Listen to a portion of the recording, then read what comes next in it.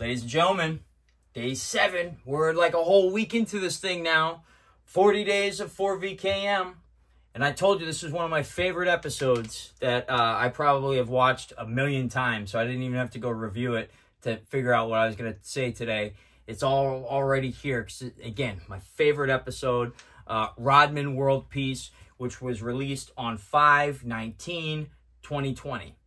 Now, the biggest night on television, which this episode is all about. If you guys remember the biggest night on television, that's how I was sold. It was the Seinfeld series finale. And that happened May 14th, 1998. May 14th, 1998, you had the last 2 episodes of Seinfeld. Episode 179, and it ended at episode 180. 180. Drop the 0, you have an 18. You got an R. So, you got R episodes to finish off, Seinfeld. And then you have the biggest night on TV. Why is it the biggest night on TV? Because not only is it the Seinfeld series finale, but Seinfeld himself is going to be on The Tonight Show with Jay Leno right afterwards. And what's going to happen after that? They're going to have a mystery guest. A mystery guest that nobody knows who it's going to be, right? They kept it a big secret. They were just advertising mystery guest, mystery guest, mystery guest. So let's go first into the Seinfeld series finale. This kind of came about because I was thinking about, I remember as a kid watching all of this. I remember watching Leno at night, seeing the mystery guest. I remember seeing the Seinfeld episodes. Luckily for me, my dad was a computer tech. So he had put on like one of those Win TV cards on my computer. So I'd watch all of it, even as a kid in my room on the computer screen at the time because Dad hooked it up. He wanted to make sure I had a TV. So I had TV on my computer.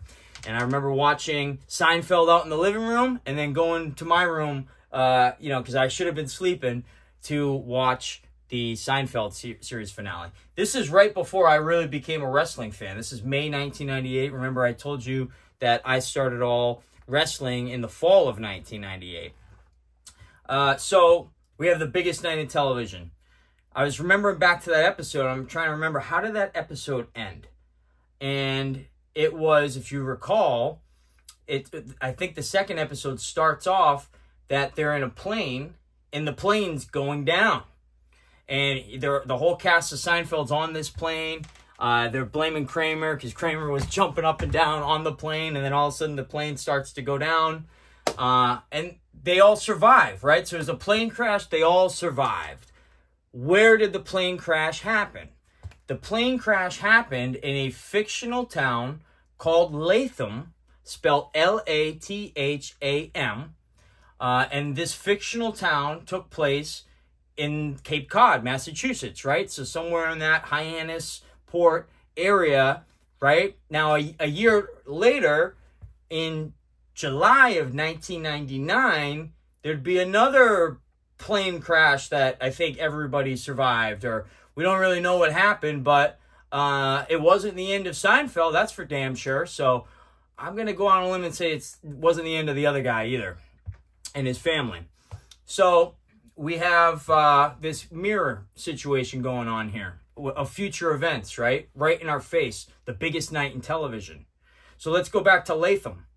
Latham, when you do simple gematria on it, it equals 55. JFK Jr., simple gematria, is also 55. So up to this point, it's just a coincidence, right?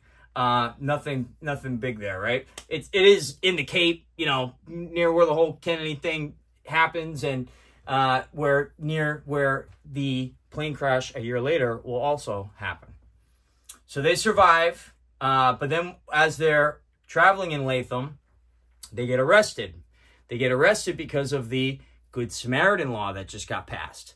And the Good Samaritan law, as they're being explained, I think somebody was getting robbed or mugged or something like that, and they didn't do anything to help. And then a police officer saw it, and then he arrested the cast of Seinfeld because they didn't help. They weren't good Samaritans, right? So they're all in jail, and they ask, hey, why are we in jail? And he explains, the Good Samaritan law. And he says that this law was put into effect after Princess Diana's death. And after, kind of the paparazzi and everybody just stood there while that whole scene was happening, right? So you have a Princess Diana connection link kind of thrown in there as well. So fast forward, we know how Seinfeld ended. Before we get to Leno, though, here's just a more recent update. So just last year, the end of 2023, Seinfeld was performing in Boston. Of course, it had to be Boston where he said this. And somebody asked him, they said, how did you feel about the ending of Seinfeld? And he goes, Larry David and I. Larry David was the writer of Seinfeld, and then most people know him from Curb Your Enthusiasm. Curb Your Enthusiasm, his wife on there was RFK's wife, Cheryl, right? So you have that weird sync right there. Larry David also married, and his agent was Ari Emanuel. Ari Emanuel was Vince McMahon's agent, was Donald Trump's agent, and ultimately facilitated the deal for WWE to merge with UFC this last year. And now Ari Emanuel is essentially the CEO of WWE, to a degree. So you have Larry David and Seinfeld's telling this story in Boston just last year. And he says, me and Larry talked about this, and all we can say is that something's going to happen that hasn't happened yet. And when that happens, we're going to revisit that last episode. And I'm sitting there, I'm watching this, I'm like, holy shit. Is this what I'm thinking in it? What hasn't happened yet that's going to tie back to that last episode? Well, so now let's go back to Leno.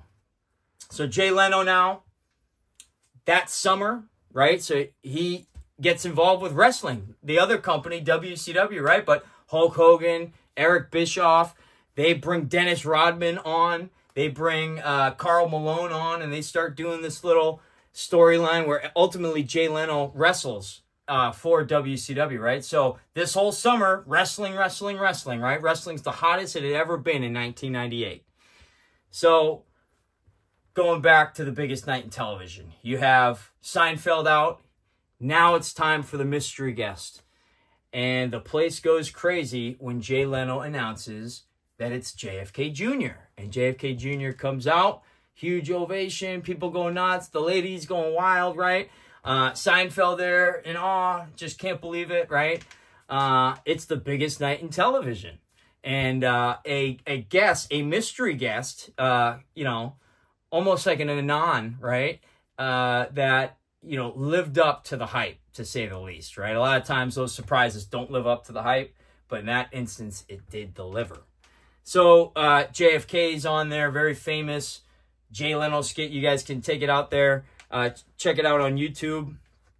He talks about Monica Lewinsky in that. Talks about a poem that somebody wrote, that she wrote, that basically where she compared herself to a slice of pizza. Interesting.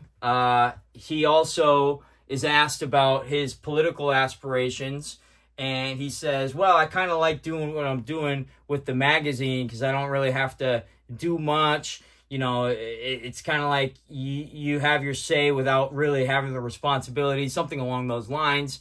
And then he goes, kind of like the vice president or something like that, right? So it's kind of interesting there. He's throwing that out there. He wouldn't mind being the vice president, right?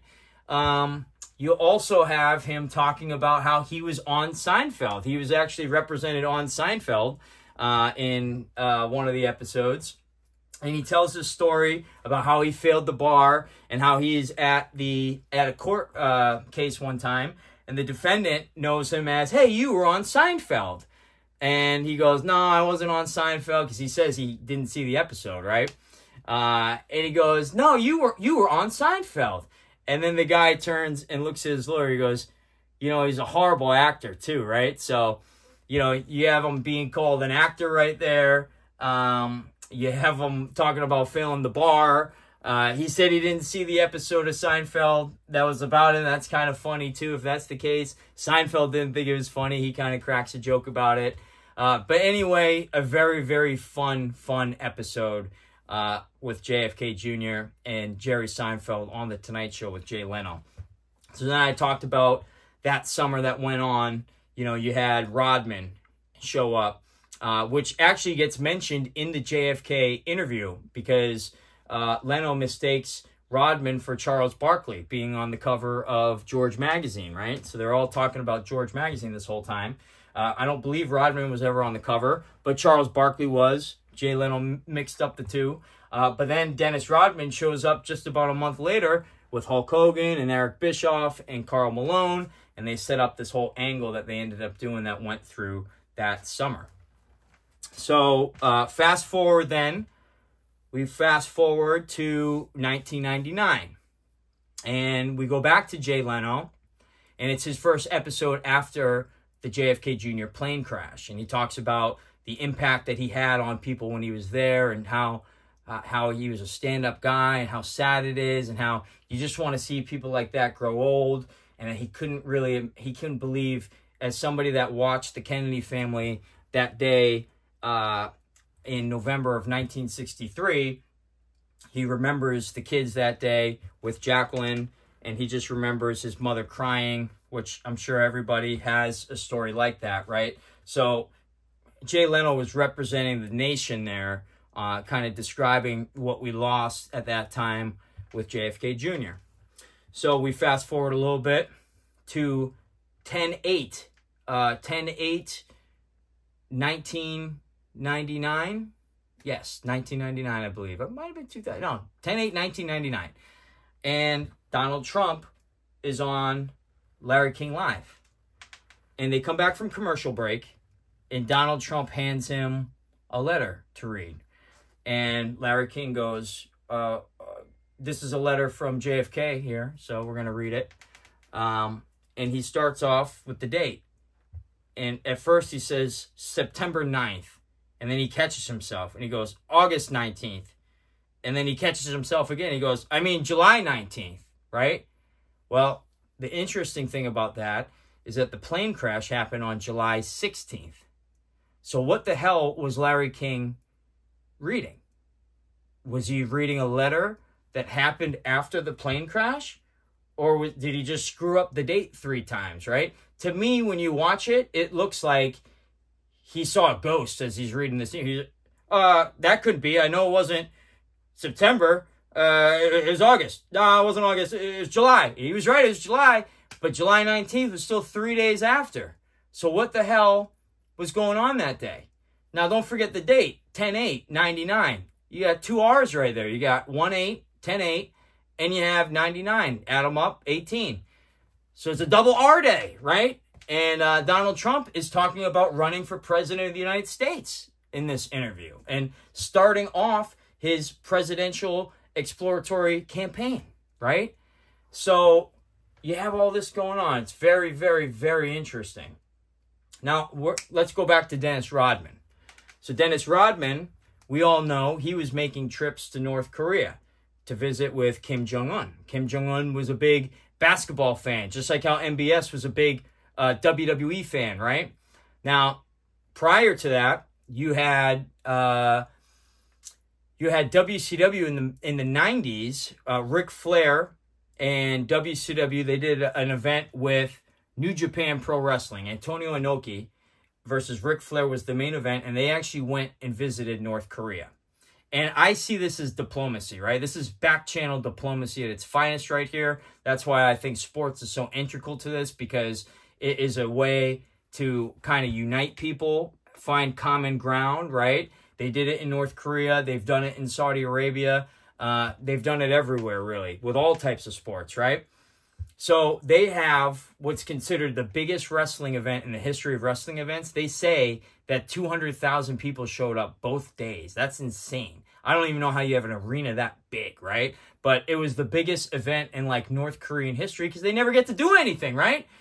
But they went out and they did this huge event. Now, cool little story about that is that Eric Bischoff one time, he was on Twitter, at Eric Bischoff, I think it is, or at eBischoff. You'll find him. But anyway, I have this little clip of him visiting North Korea, and I was hounding him with it on his Twitter timeline, And then finally he quote tweeted it. He retweeted it. And it was a clip with him. And all I was saying was, thank you for, I don't think you get the credit you deserve for helping bring peace to that part of the world. You had a very small part, but it was a big part at the end of the day. And this was after, Trump had gone over there and really kind of made peace with North Korea, effectively ending the Korean War that never ended. So you had Eric Bischoff retweeted it. He goes, "I've learned to live with it." Almost like acknowledging, like, yeah, that's what we were doing. I learned to live with it, that I'm never going to get any credit for it, though. And I thought that was super cool. Now, who didn't think it was super cool? Universal, because they deleted his tweet because we were using Elton John's Rocket Man as the soundtrack to it there. So that's the only thing that sucks. But at the end of the day, I know that he retweeted it, and I appreciate him for doing so. And I would love to go have a conversation with Mr. Bischoff about this and Mr. Rodman. So Dennis Rodman, everybody knows, I was talking earlier, he was doing wrestling in 1998. That's when he was actually playing for the Bulls, and the Bulls were, in the NBA Finals, and he actually skipped practice to go to WCW Nitro to hang out with Hulk Hogan. And Phil Jackson lost his shit, was not happy about that, but that just showed Rodman's commitment to the character and commitment to the story that he was playing. He famously had a shirt. I love this shirt. It says NWO. He was part of the NWO, the New World Order, right? But the shirt that he would wear would say NWO, bite me, right? Almost like them, bite me, that NWO, right? So anyway, fast forward back to the 2010s. We have Rodman keep going to North Korea. We had him do this interview with Chris Cuomo the day that Trump ended up going to North Korea, and you can just see tremendous emotion from Dennis Rodman because he realizes what he did, right? And I feel for Dennis Rodman because I don't think that he ever got the due respect as a nation for some of the back channel diplomacy that he did through basketball and those visits that he did to North Korea. I remember the hostage that they had. I can't remember his name, but he got released the day Dennis Rodman went there before Trump did. And never gets credit for it. And people will say, oh, that's just a coincidence. He had nothing to do with it. Bullshit. He had a lot to do with it. He put a lot of work into that.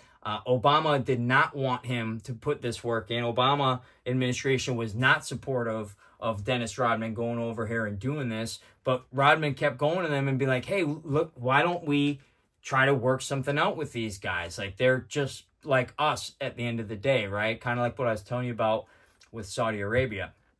So ultimately we know what happens. Trump ends up visiting the DMZ zone, and you have those unbelievable images. And what was considered the biggest threat as we went from Obama to Trump no longer became a threat. Now, he talks a lot of crap again with Biden in there.